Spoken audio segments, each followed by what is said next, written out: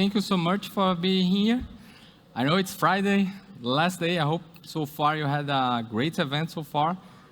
And once again, thank you so much for being here. Before we start, I'd like to do a quick question for you, make a quick question for you about, do you know how many CNCF projects, security projects, exist today? I'll give some hints, some options to you to think about it. So between these options, what do you think? Before we provide the answer, hold on. Let me provide an image that will help you to make the math from your side. So this image is about all the security CNCF open source projects. So now it's easy to know the option, right? So let's check. Who thinks that the answer is letter E? A, sorry. No one? Okay, one there. B? Okay, a lot of people. What about C? Okay, I think B is the winner. So the letter C, and to be more precisely, it's 80 and counting. It's growing fast. It's not easy from the image to get this number you need to count because the squares are not the same size. My name is Henrique Santana. I'm Principal Cloud Support Engineer at AWS. I work with customers for ECS and EKS for about 5 years, almost 6 years now. I'm based in Dublin. I'm Brazilian. And together with me, it's... Hello, I'm Bruno Silva, Senior Solutions Engineer at Sysdig. I'm also Brazilian, live in Dublin. A little bit about myself. Before knowing this Kubernetes thing, I work a lot with corporate/legacy, let's say, technology like Microsoft products. And since then, I discovered this open source in Kubernetes world. I shift to this, and welcome to Surviving Day2, picking the right tool to secure your Kubernetes habitat. So if you read the description of all your talk, you may be thinking, how can we correlate technology and open source tools? Well, I hope our presentation make this a little bit clear. So starting with the animal kingdom, we have some animals that are very similar, even in size, in shape, but they're not the same. Let's get, for example, like a tiger and a lion. But they overlap in some things, kind of the family, etc. But they have some social ways to do or different strategies to hunt. And this is where I think the tools in the open source space, as we saw 80, at least, well, when we did the slides, maybe a new one was announced during this KubeCon. And this is how we want to get this clarified in this talk. We don't have time, of course, to cover all the 80 tools. Otherwise, well, it's going to take a long time. And honestly, myself, I don't know all of them top of my head and what they do. So we select some tools that, based on our experience and community usage, so GitHub stars or blog posts or even Kubernetes KubeCon talks.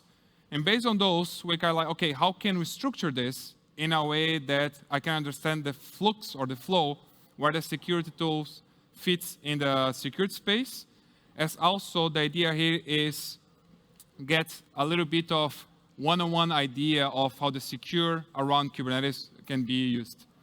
For those, we decide to get 4 kind of stages: build, deploy, start, and run. And this is where we're going to focus today. But of course, there's way more, as we saw the number of projects.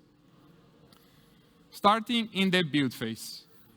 I heard so many times, this actually was why I discussed with Henrique to create this, this talk, is, hey, can I use the project XYZ to scan my containers for vulnerabilities? And then I kind of step back and say, oh, you mean you want to scan your container image for vulnerabilities? This is a very, I would say, spread misconception. And I understand the person wants to say the image, but we need to be very clear. When we talk about the image, it's the green square, where it's like we have the layers. So if you use like Dockerfile before to create a container, for example, we're going to have the layer 1 from Alpine, so the base OS. Then we're going to copy a configuration. We're going to run apk add, so basically installing something. And then at the end, I'm copying my app directly. you can see that the layers are, between brackets, RO, like read-only. So this is a static file. So the image is very important to remember, is something that is a static. When I teach in my company, especially when I talk to people that are starting the security journey, I like to compare this when like you do a recipe of a cake. You get a recipe, you're going to start with, the cake pan, so let's say the Alpine, and I'm going to start adding products over it. So I'm going to add sugar, egg, milk, etc. And then we're going to go to the build phase when I'm going to, like bake the cake itself. Then we go have, the blue square, the container, when you're going to have a new layer, which is called the runtime layer, or sometimes referred as a sandbox layer, which only exists during the time that the container is alive. And this also, we change the behavior to be read-writes. All container images, they are based on operational system. On this case, we're using Alpine as base. So you can see here, like the file system of Alpine, like /bin, mnt, proc, root, etc. So things that my application will need to work and then makes its job. So once again, image or container image is based on layers. So going back to the cake idea, if I get something from supermarket directly from the shell, I just basically trust that product to add on my cake. But I don't know exactly what is inside. Very similar in the container or Kubernetes world, we just download packages or use, sources that maybe are not so trustable, or we don't have the knowledge or time to inspect them.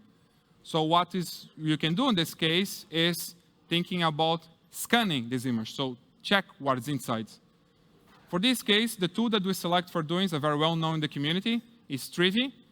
And simplifying the Trivy steps, we're going to start with extract the layers, so get those layers that I explained before.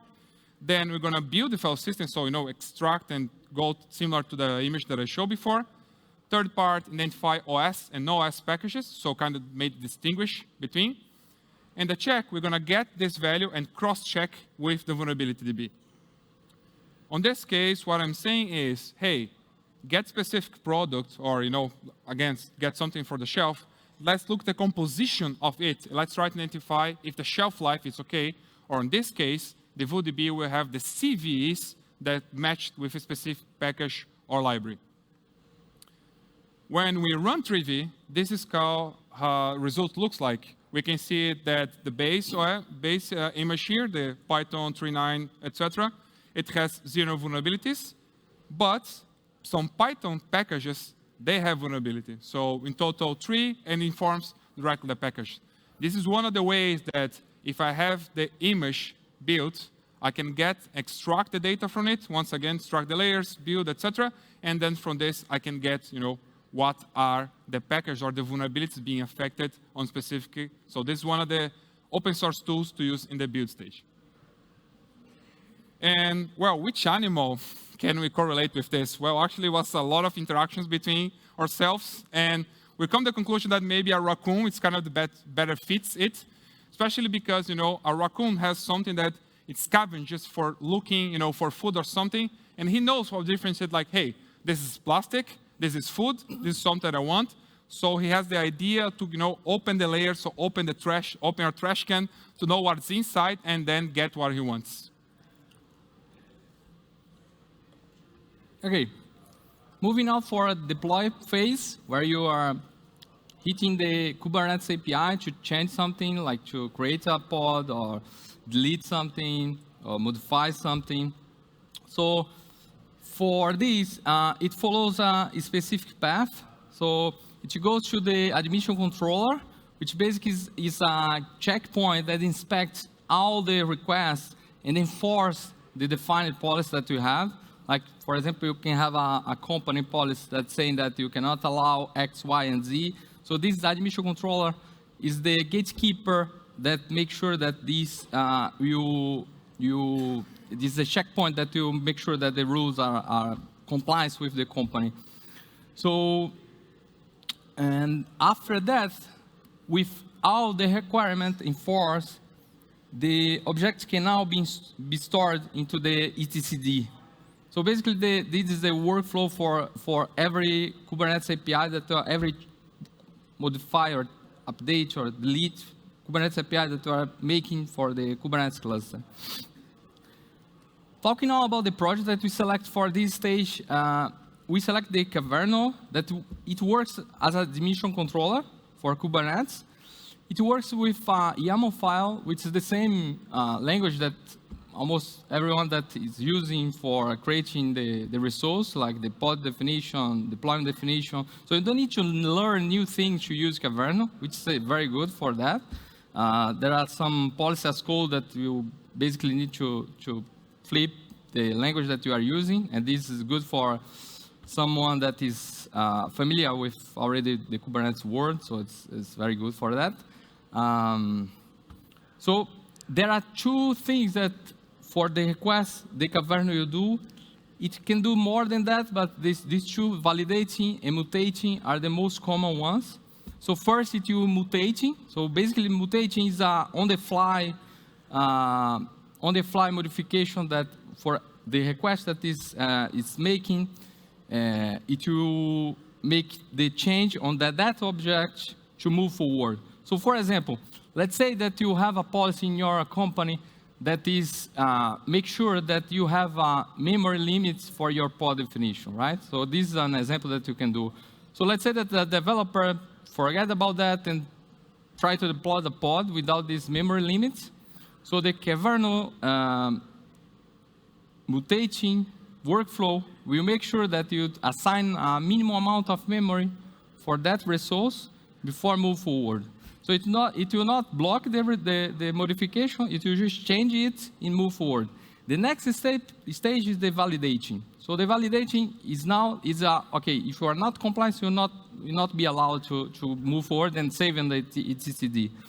So a validating example would be, for example, if you have a cluster, a production cluster, and you have a company compliance that you need to have a label on your namespace that you are creating. So every namespace should have a specific label. So for that, you can create a validate hook that you basically make sure that for that namespace that you are trying to create, it should have that specific label with that key. And on that, if it doesn't have, it will block and not allow to. So it will avoid a lot of mess if you have these two things. There are two more, the generate and clean up. That for more details on that, I would recommend to go for the documentation because it's not so easy use case. We are at 200 level here. So these two are more common, the validate and mutate ones.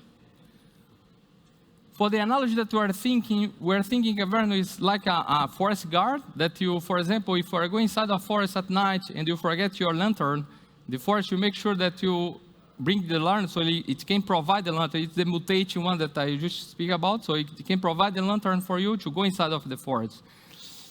At the same time, if you are going inside of the forest with something that is not allowed, it will block you to go inside of the forest. So it's pretty much aligned with the Kyverno thing that I just spoke about. So it's an analogy that I will bring to you. So moving to the start phase, this is just before the pod is running. So it's once the deploy the state is saved on the etcd, and before the pod is running, there is a start phase that basically it's for ENI attachment and secrets, for example, that you are using. So for talking about specifically secrets, it's about a special object that the Kubernetes is storing sensitive information. So you can think about credentials, tokens, keys, certificates, whatever, that you can save into Kubernetes, so you can use a secret to save these objects instead of putting directly, for example, the password inside of your pod definition. So with that configuration, your pod, instead of having this hard-coded password, it will mount as a volume or as an environment variable inside of the pod, and your application can safely read this information without being the description of your pod with the information directly. So it will save into etcd. So, however, there are some well-known limitations with the Kubernetes default secrets on Kubernetes. For instance, there is no built-in rotation mechanism in place. So basically, if you are trying to change your password, it will be a bit challenging. Also, there is no versioning about the change that you are making. You cannot easily roll back, at least not out of the box. And also to integrate with GitOps and other pipelines workflows is not also a easy way to do that. One more thing that we see that is missing here is about integration with external vaults, like Secrets Manager, HashiCorp, and so on. So there is no integration by default with the secrets on Kubernetes. So that's where external secrets operator comes to the picture. So it brings the secrets values from external resources, like in this example, AWS Secrets Manager, into the Kubernetes. So it also supports others, as I said, Parameter Store, HashiCorp Vault, and others, other external vault systems. But looking on how it works with AWS secrets, it will fetch the secrets from AWS using the EM role that you have. So you basically configure the external secrets operator with your EM role with permission to fetch the secrets from the secrets manager. And also, it periodically syncs this with the external secrets and keep the secrets inside of the Kubernetes synchronized. So with that, you have all the gaps that you just mentioned about the Kubernetes secrets. So you have the benefits of automatic rotation, versioning. That is also easily integrated with the GitOps, because with GitOps, you can check the secrets from Secrets Manager as well. So it's a pretty handy and a good way to manage your secrets with Kubernetes and also integrates with external workflow.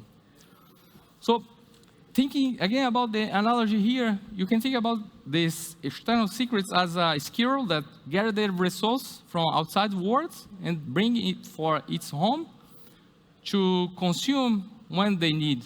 So similarly, the external secrets, you get the resource from the external secrets, whatever you are using, bring into the Kubernetes cluster, and make it available as external object for your pod, your application to consume when they need. So we scan our images. We have the mission policy in place. We have safe secrets management. We are safe, right? Right? Well, now finally we came to the final stage of this, which is going to be the runtime. And yeah, the colors are really to be, again, I know, I said this 6 times already or maybe more. Image, green. Container, runtime, blue. And of course, we're in KubeCon. We're going to go one more level and talk about pod, which needs to have at least one container running. So if I need to observe or scan, let's say, the container when it's running, how can I do that? Well, I could use some, instrumentation, some SDK or something, but this creates a lot of overhead, and especially I need to involve maybe a developer to be part of it. So if you think how a container or a pod works in the Kubernetes world, it's basically, he needs like, hey, let's suppose I have like Nginx container, and then container, I need to, write access logs to a specific path. What he does is the pod will know using Docker and other runsys, go using system calls to talk to the kernel, and then the kernel will make the action to write the disk, etc. So this is how the application works. Important to highlight that this, if it's a pod or if I have a bare metal or virtual machine with my application running that directly, it's going to work the same. But again, we are at KubeCon. We're going to focus on Podway. So if I need to follow this, how can I do that? So the tool that we chose for this is Falco. So the Falco has the idea of using eBPF. You probably have heard about this during the KubeCon. If not, there's a lot of talks I suggest to take a look. But to simplify, eBPF is like a bridge away to talk to the kernel in a very light way, but also very safe. Avoid us to using like kernel module that if you used kernel module before and by mistake you did some wrong parameter and you saw a kernel panic, you're probably going to want to know to use the new version. And how the Falco works in this case is he's connected to the same place. So instead of trying to, be inside the pod or being, a sidecar pod. It's actually try to do like a mirror, let's say, during the kernel using eBPF. So whatever the application in the pod is doing, Falco is watching, and then he can react or make events of it. So talk about syscalls. If you saw this before, if you get like, let's say, 5-10 seconds of syscall of a Kubernetes node, you're going to have like thousands or even maybe millions. So how can we get all of this data and transform this on information, something that we, human, consume information? So for this case, Falco has something called rules. The rules are a logic or a way to get all of this massive dump of syscall data and interpret them to then generate an event. Going back to my previous example, let's say I have, read and write calls all the time. Well, actually we have. But I don't want to be notified every time someone reads and writes. But if someone or some process is writing to, for example, /tmp, I want to be notified. And this is where the Falco rules come in place. You can define a specific syscall, a specific behavior to a specific path or program. There's several ways to do it. Another very famous rule that's been used in Falco is detecting if someone opened a shell in the container. Because when you think about shell in the container, most people think, oh yeah, I bypass my application using a vulnerability or something like that. But maybe I have access to the node. Maybe I'm using a Docker, or I'm using kubectl. I got the credentials leaked for kubectl and got there. So I need to have a way to find this, and this is where Falco comes in place. If it's still not clear why do we need runtime, you may saw last week about this in the security world, the ingress nightmare. If not, type on Google, you're going to find lots of results. We're not going to go in details here, but the thing is, we had like a conversation with one of the ex-maintainers of the Kubernetes Nginx, Ingress Nginx, and he explained details that this was something that happened at runtime. So if we scan with Trivy, we didn't find a package with a vulnerability. If we try, for example, use Kyverno to deny, there was no Kubernetes. It was inside the Nginx itself configuration. So the only way we can get this here is about runtime. The behavior that happened in my Nginx ingress pod is something we're able to detect. And why this is so dangerous, just to give a little bit if you didn't see it, basically the Nginx ingress controller has access to all secrets of your Kubernetes cluster, meaning everything we did safely to keep an external vault and sync in Kubernetes, it goes to this Nginx ingress. So if somehow I'm able to exploit this, I need to know. So this is why I really need a runtime security technology for it. Well, this was the easy one to do. Just was some interactions with AI to get a kind of nice image. And the easy way I want to highlight this is Falco is actually the Italian word for falcon, so very easy to do it. And similar to Falco, he knows where to go to attack a prey, because in his brain, the Falco rules know that, hey, this is a rock, doesn't make sense. But when I see a mouse running, it's time to go. So this is where the action needs to happen, and then I'm going to react to it. So the main takeaways I want you to go home with is, please remember, scan image is different than scan containers. The best practice can be enforced. So just because Kubernetes out of the box doesn't have a way to prevent people to don't follow my orders, let's say, as a platform engineer, doesn't mean I'm going to just allow to do whatever they want. So Kyverno or other tools can help us a lot on that. Keep using external vaults without losing Kubernetes way. I think something that even Henrique mentioned is very important. We tend to think that Kubernetes. But if you're running, let's say, in a cloud provider, we may have an EC2 instance or other products. They also need to share the secrets. So how can we be sure that the same RDS password is being synced between my EC2 instance and also sync between my Kubernetes pods? Extra, I want this to don't give extra work to my developers. So he knows, hey, get from secret in my YAML just works. He doesn't even know where the secret's coming from. And for sure, the fourth, runtime to the rescue.